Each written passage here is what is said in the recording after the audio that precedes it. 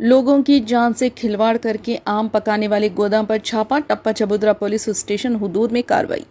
हैदराबाद के आसिफ नगर इलाके में फ्रूट गोदाम पर एच-फास्ट हुकाम ने बड़ी कार्रवाई करते हुए छापा मारा। तहकीकात में ये बात सामने आई कि आमों को एथिलीन केमिकल के जरिए मसनई तौर पर पकाया जा रहा था, जिससे अवामी सेहत को खतरा लाहक था। हुकाम ने गोदाम से तकरीबन 7 टन आम और बड़ी मकदार में केमिकल जब्त किए। मौके पर मौजूद 350 ट्रे भी बरामद हुई, जिनमें हर एक ट्रे में तकरीबन 20 किलो आम मौजूद थे। इब्तदाई मालूमात के मुताबिक ये आम बाटा सिंगारा मार्केट से खरीद कर जखीरा किए गए थे और गैर कानूनी तौर पर मार्केट में सप्लाई किए जा रहे थे। इस मामले में जमील और फरीद के खिलाफ मुकदमा दर्ज कर लिया गया, जबकि हुकाम ने गोदाम को सील कर दिया है।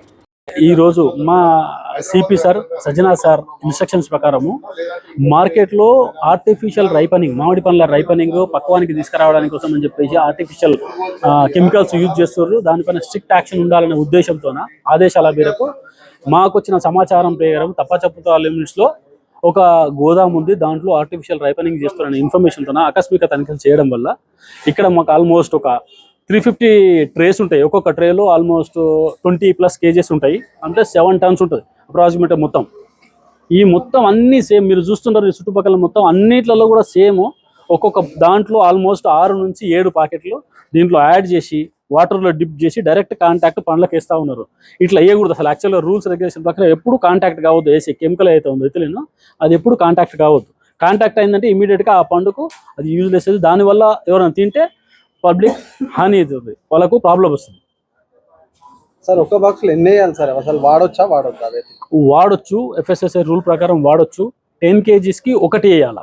అది కూడా ఒక కంటైనర్లో పెట్టేసి పండును ఓన్లీ దాని ఎఫెక్ట్ ఉండాలి తప్పితే కానీ దాని పండుకు టచ్ కావద్దు. అట్లా వీళ్ళు ఏం చేస్తారు, ఒక 20 kg అయితే 2 వేయాలి, కానీ వీళ్ళు ఏం చేస్తారు 6 నుంచి 8 ప్యాకెట్లు వేస్తారు. అది వేయడం వల్ల ఇమీడియట్గా వచ్చేస్తుంది.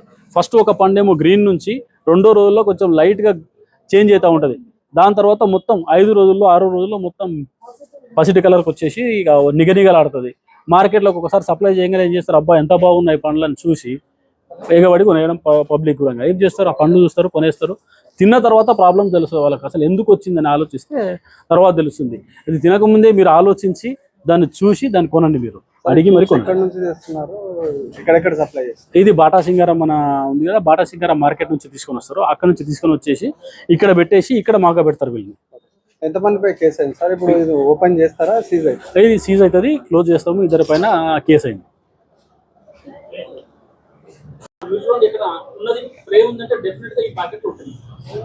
చూసి అడిగి మరి కొనండి. వచ్చేస్తుంది, కానీ దాన్ని ఓపెన్ చేసి చూస్తే ఖచ్చితంగా ఉంటుంది. కానీ అసలు చెక్ చేసుకోండి.